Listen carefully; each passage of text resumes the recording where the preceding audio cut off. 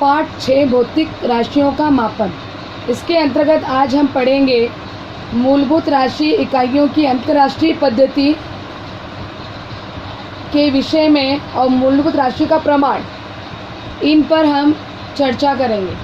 भौतिक राशि अनेक हैं, परंतु उनमें कई राशियां एक दूसरे से संबंधित हैं। उदाहरण चाल, यह राशि दूरी और समय इन राशियों का अनुपात है। यह तुम पिछली कक्षा में पढ़ चुके हो। अब हम आगे मूलभूत राशि और मूलभूत राशि का प्रमाण, इकाइयों की अंतर्राष्ट्रीय पद्धति को पढ़ेंगे। तुम्हारी कक्षा का क्षेत्रफल ज्ञात करो। क्षेत्रफल ज्ञात करने के लिए तुमने कौन सी राशियों का विचार किया है? मूलभूत राशि, अनेक भौतिक राशियों में से कुछ भौतिक राशियों का चयन करके उनका प्रमाण निश्चित करना पर्याप्त है। उपयुक्त उदाहरण द्वारा तुम्हें स्पष्ट होगा कि लंबाई और समय इन राशियों का प्रमाण निश्चित करना योग्य होगा। ऐसी राशियों को मूलभूत राशि तथा उसके प्रमाण को मूलभूत प्रमाण कहते हैं। अतः मूलभूत प्रमाण सभी के लिए उपलब्ध होना चाहिए, उनमें परिवर्तन नहीं होना चाहिए।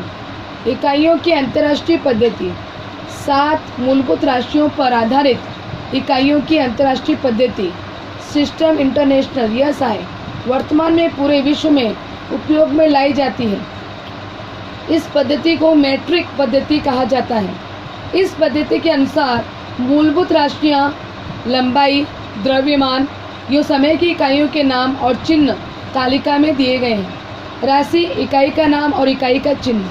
लंबाई राशि और उसकी इकाई का नाम है मीटर और इकाई का चिन्ह है यम। राशि है द्रव्यमान, इकाई का नाम किलोग्राम और इकाई का चिन्ह है केजी। समय, यह राशि है, इकाई का नाम है सेकंड और इकाई का चिन्ह है यस। मूलभूत राशि का प्रमाण, द्रव्यमान के परिमाण के रूप में प्लेटिनम, इरिडियम मिश्र धातु का बेलनाकार ठोस पेरिस के अंतर्राष्ट्रीय भार मापन संस्था में रखा गया है।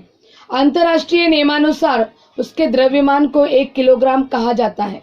इनकी अचूक प्रतियां प्रमाणीकरण करने वाली विश्व भर की प्रयोगशालाओं, संस्थाओं में रखी गई हैं।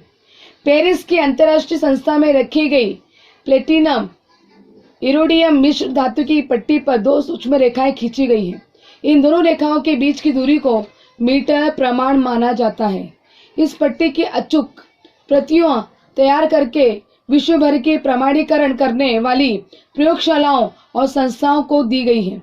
पृथ्वी के एक परिवलन के लिए लगने वाले समय को मापकर उसे 24 घंटे मानकर 1 सेकंड प्रमाणित किया जाता है था। 1 घंटे में 60 मिनट और 1 मिनट में 60 सेकंड के अनुसार 1 सेकंड प्रमाणित किया जाता है।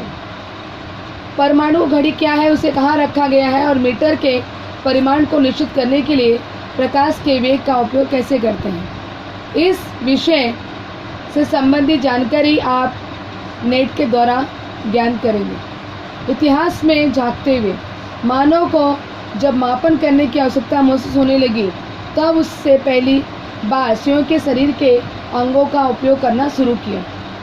प्राचीन काल में मिस्र, इजिप्त में व्यक्ति की कोहनी से मध्यमा के सिरे तक की दूरी को क्यूबिट कहा जाता था। प्रत्येक व्यक्ति के अनुसार ये माप अलग अलग होने के कारण राजा के क्यूबिट को प्रमाण माना जाता था। उसी प्रकार हमारे यहाँ गुंज माप द्वारा सोने को तौला जाता था। समय मापन के लिए बालू की घड़ी का उपयोग किया जाता था। इसे तुमने देखा ही होगा। और इस बारे में अगर आपको ज़्यादा जानकारी प्राप्त करनी है तो आप